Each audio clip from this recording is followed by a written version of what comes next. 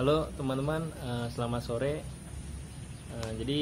Kali ini saya pengen sharing ya mengenai bagaimana sih perhitungan dari pembuatan sebuah produk fiberglass gitu ya, khususnya bak fiberglass. Jadi banyak sekali teman-teman di sini yang nanya mengenai pembuatan bak fiber custom ya.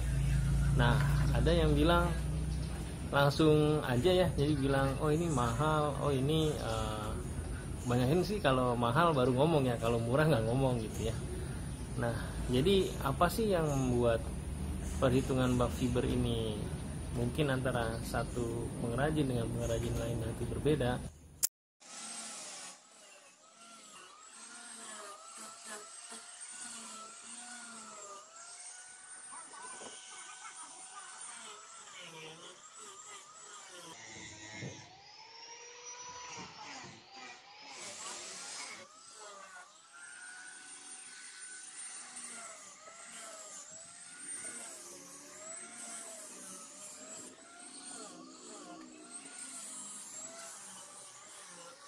Jadi supaya nggak misleading, teman-teman harus pahami betul spesifikasi yang ditawarkan oleh pengrajin tersebut ya.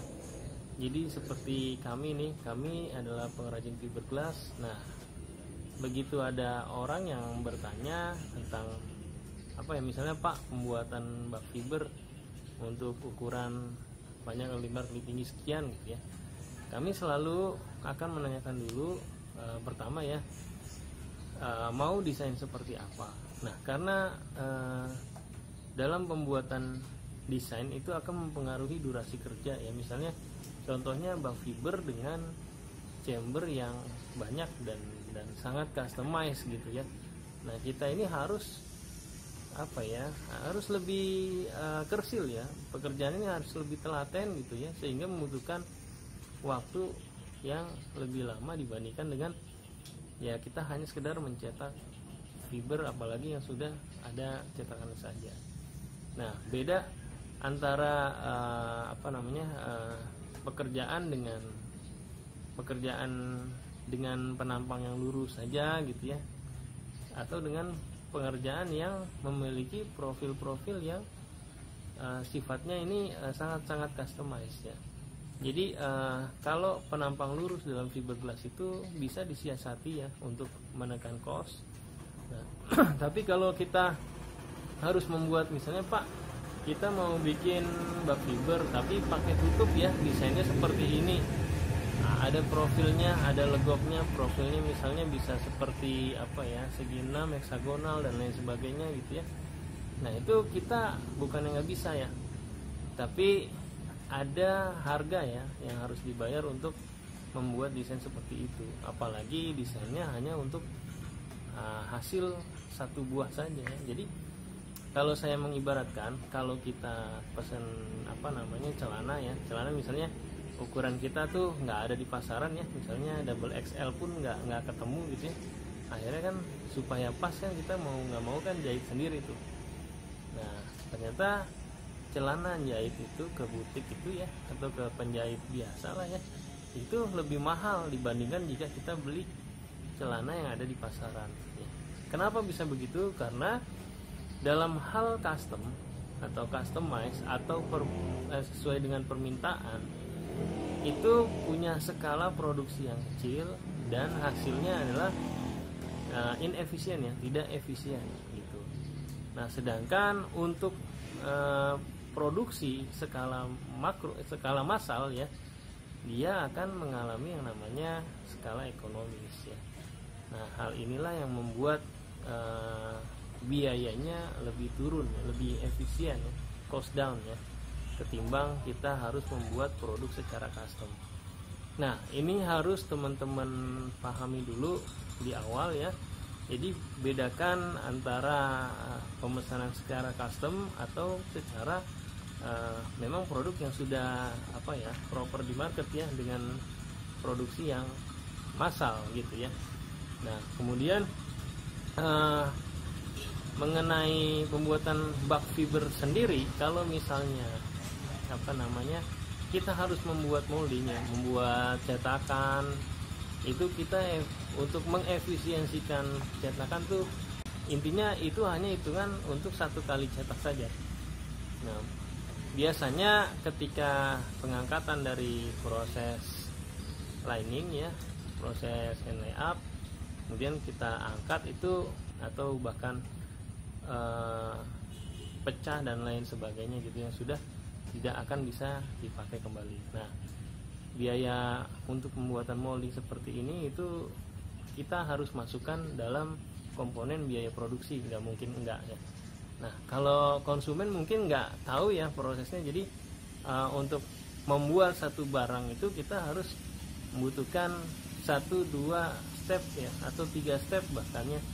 Kalau memang sesuai kaidah bisa sampai 4 step gitu ya, kalau memang kita pengen dapetin hasil cetakan yang bagus gitu. Jadi dikarenakan nih banyak yang budget cost, jadi kadang kita ya mau nggak mau ya. Nah, ini yang harus dipahami. Nah, sehingga karena teman-teman juga punya budget cost, jadi kita mungkin ya kembalinya agak toleransi aja ya terhadap hasil kerja yang memang manual gitu. Nah, kemudian mengenai ketebalan bak fiber ini juga penting diketahui oleh teman-teman. Jadi yang namanya bak fiber itu butuh kekuatan ya untuk menopang tekanan air, karena kan diisi air di dalamnya tuh. Nah, berapa kubik ya, ekuivalen dengan berapa ton ya volume air tersebut. Nah, bayangin ya, kalau kita beratnya, misalnya saya punya berat badan nih, nah, cukup besar saya ya, 90 kilo. Kalau orang seperti saya dikumpulin 10 orang itu ketemu itu 1 ton. Nah, bayangin ya, ada 10 orang seperti saya, mungkin kalau di video agak langsing dikit ya, buat seneng-senengan aja ya. Aktualnya nih saya cukup berat ya Pak Bu ya. Jadi kalau dikumpulin orang seperti saya ada 10, kemudian diangkat menggunakan misalnya masukin ke panggung, naik panggung atau seperti apa gitu ya, itu kan bebannya kan 1 ton ya, 1 ton kurang. Nah, ini sama dengan air yang memiliki volume 1000 liter gitu loh. Bayangkan saja bagaimana tekanan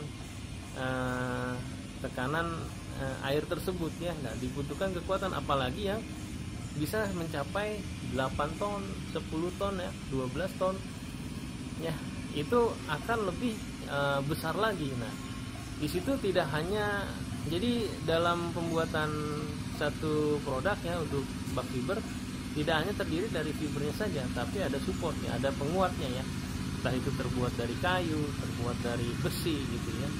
Nah, ini ada perhitungan biaya yang mesti dihitung juga. Nah, kemudian ketebalan fiber itu mempengaruhi kekuatan dalam menahan tekanan air ya. Jadi penting juga diperhatikan, bukan kita nyari budget murah, tapi keamanan bagaimana jangan sampai bak fiber tersebut jebol gitu ya. Nah, kita mesti menyepadani antara kekuatan dari ketebalan fiberglass dengan volume air yang ditampung dalam bak fiber tersebut.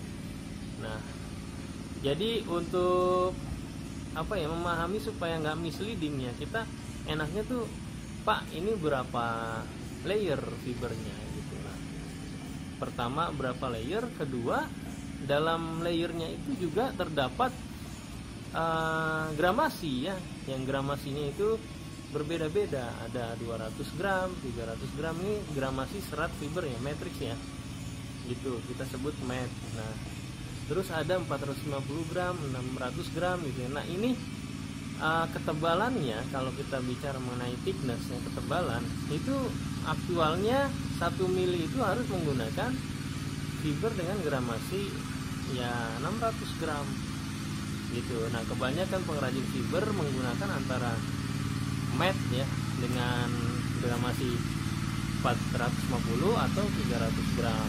Berarti kan artinya secara aktual dalam 1 layer fiber itu nggak sampai 1 mili gitu loh ketebalannya. Nah ini juga mesti ditanyakan kepada pengrajin fiber ya, karena ya hampir setiap orang bertanya kepada saya gitu ya. Kebetulan saya juga sebagai marketing dari DFP Bak Fiber. Nah itu banyak orang yang ya saya pikir karena mereka tidak paham, kemudian mereka dapat informasi yang lebih murah di tempat sebelah, akhirnya ya dia beralih lah ya. Ya ini namanya sensitivitas harga lah dalam persaingan itu.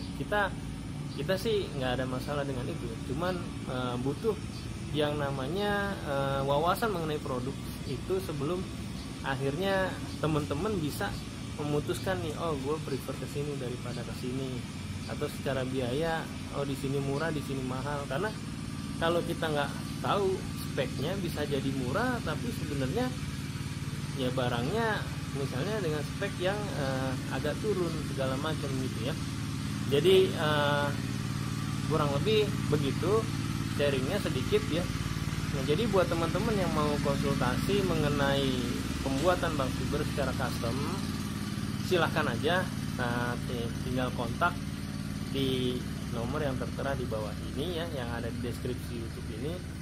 Nah nanti tanya aja secara detail ya, kita akan disclose ya, akan ungkap sedetail-detailnya. Kita juga ya pengen berbagi ilmu supaya nggak misleading aja ya gitu. Nah kurang lebih seperti itu teman-teman. Semoga video ini bermanfaat. Jangan lupa bantu subscribe ya, kasih like ya, kasih lonceng juga ya. Nah terus kita sama-sama diskusi dalam kolom komentar yang membangun ya, supaya mungkin kita bisa silaturahim via media sosial ya, walaupun kita jauh.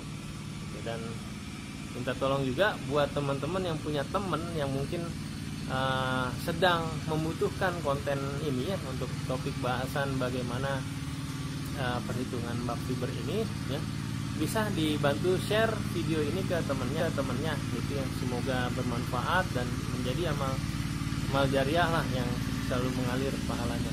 Oke, demikian dari saya teman-teman sore ini ya. Sore ini kita happy ya, nih udah pada pulang ya kan, tapi coba kita sharing lah sedikit lah sebelum pulang. Oke, demikian guys ya. Jangan lupa untuk simak video kita berikutnya ya. Mudah-mudahan lebih baru lagi ya, lebih update lagi. Jadi nggak monoton bak fiber terus gitu ya, kita coba buat yang lainnya juga. Oke guys, akhir kata, assalamualaikum warahmatullahi wabarakatuh. Selamat sore semuanya, salam sukses ya.